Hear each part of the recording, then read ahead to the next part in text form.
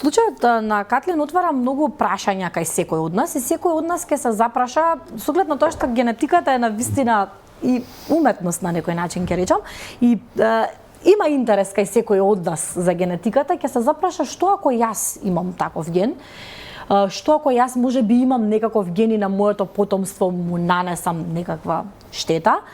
Дали ова значи, го отвара прашањето дека за пред да се реализираме како родители, треба да правиме ДНК анализа? Видете, ова е многу убаво, уште едно убаво прашање и ако можам да кажам како новинари, секој пат ме вчуда не видувате и воодушевувате со тој остар, да кажам, интелект, затоа што, да, точно е дека генетиката е всушност и уметност. Не е точно медицина во строга смисла на зборот, бидејќи излегува надвор од нештата со кои што стриктно се занимава медицината, да речеме дијагностицирање на болест. Например, еве, вие во прашањето загатнувате прашање на предвидување.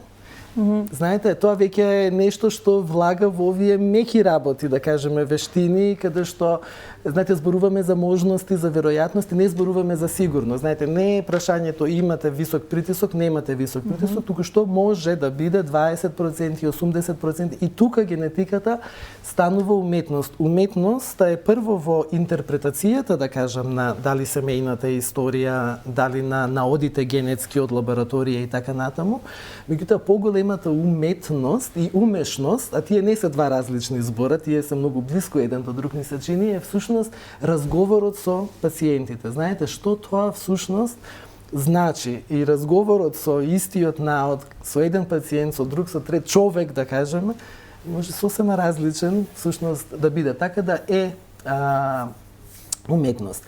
Сега, дали родителите треба да се тестираат, ние знаете како во генетско советување предпочитаме да не кажуваме што треба и што не треба. Ние сме тука да ги кажеме можностите и можности, видете, ние сите сме носители на многу работи во нашиот геном. Нашиот геном е напишан со 7 милиарди букви, секој од нас помеѓу себе се разликуваме за околу 5 до 6 милиони букви. Секоја илјадата е различна, да речем, помеѓу луѓето. Така што тоа не прави многу различни. Знаете, е многу различни. Затоа сме секој засебно посебни. Ете така и имаме определени склоности кон определени, да речем болести или така, и изгледаме различно така.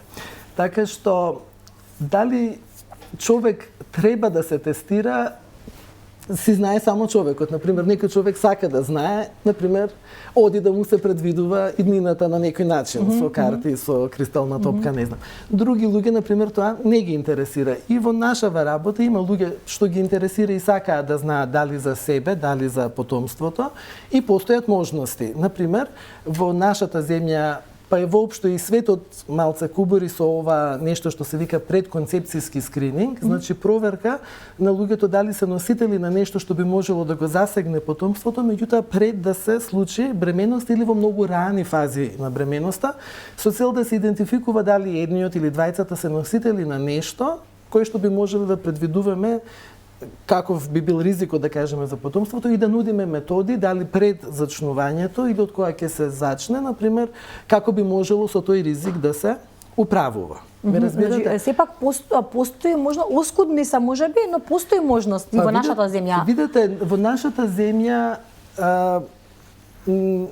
многу од овие тестови денес, например, се што е особено сврзано со скринингот од понова технологија, например, еве и како и неинвазивното пренатално тестирање, NIPT, да кажеме, ова NIFT, Harmony, бремени жени во рана фаза што го прават, всушност не се прават во нашата земја, туку се испраќаат примероците негде по централни лаборатории во Европа и светот, затоа што вие треба да имате многу голем број на примероци за тоа да вие економски, да речам, исплатливо.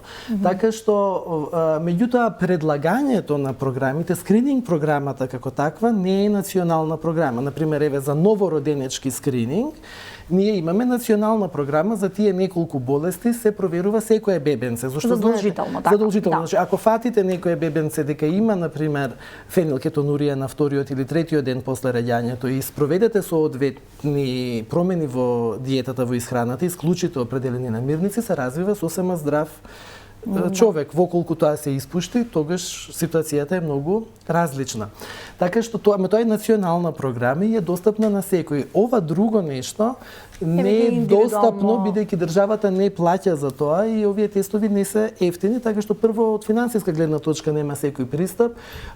Второто е што да речам нашето здружение за хумана генетика за жал нема во ова подрачје, да кажам, па и во други препораки, да кажеме, така што и ние, знаете, постојат некои препораки од американски, од англиски здруженија и така натаму, меѓутоа тие во нашата земја, нели, на некој начин не важат. Така што ние се обидуваме на луѓе во репродуктивна фаза да спомнуваме дека има такви можности и сега знаете, некој пат луѓето сакаат да знаат ќе одат ќе се тестираат, некој пат, на пример, луѓето ќе кажат, нели, Божја работа и така и не сакаме да знаеме.